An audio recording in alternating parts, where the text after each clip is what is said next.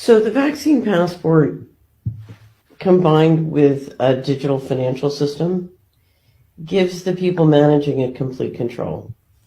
So if you need to radically reduce someone's economic footprint, if you need to control their behavior, where they travel, what they do, what they have access to, it gives you complete control.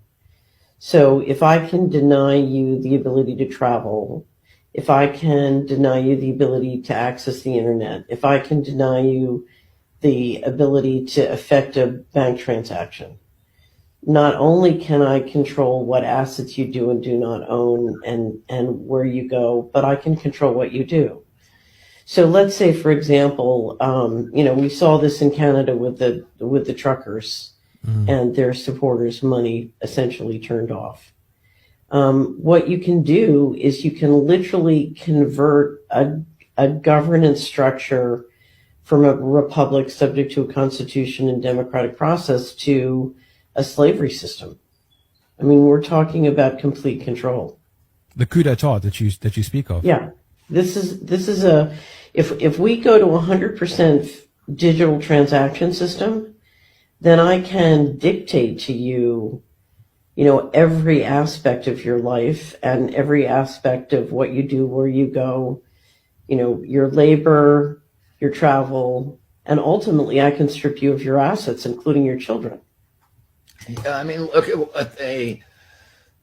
what Justin Trudeau did to the truckers, and so he was able. Those truckers, none of them were charged with a crime, and none of them were convicted, and yet he was able to destroy that protest, that public dissent, by going in and saying, we are going to cut off your money supply.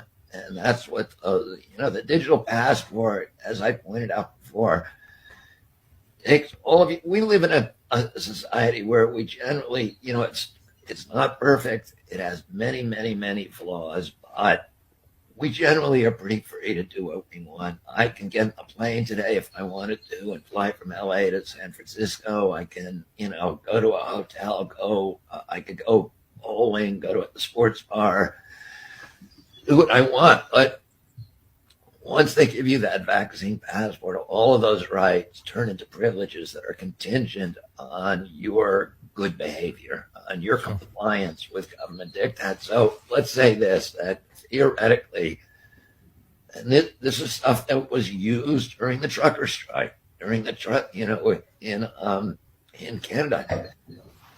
Let's say they have Tony Fauci without any, scientific citation, without public hearing, says, okay, we have a resurgence of Omicron, Zycon or whatever, and everybody needs to put their masks on and social distance.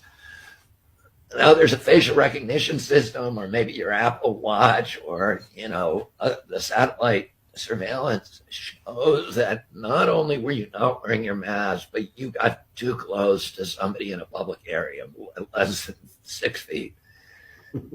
And they now can say, okay, we're going to punish you for that.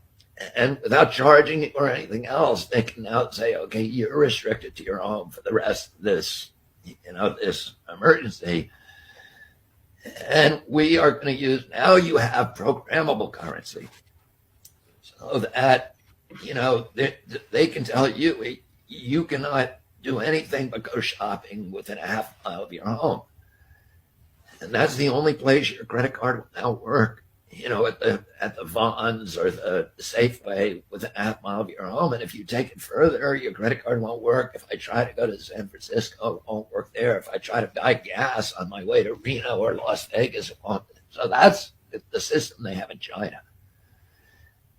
And that's why we need to be terrified of digital currencies and digital passports, because it will give them total control and total visibility, total transparency about everything you do, every purchase you make, every time you travel. They will have a record.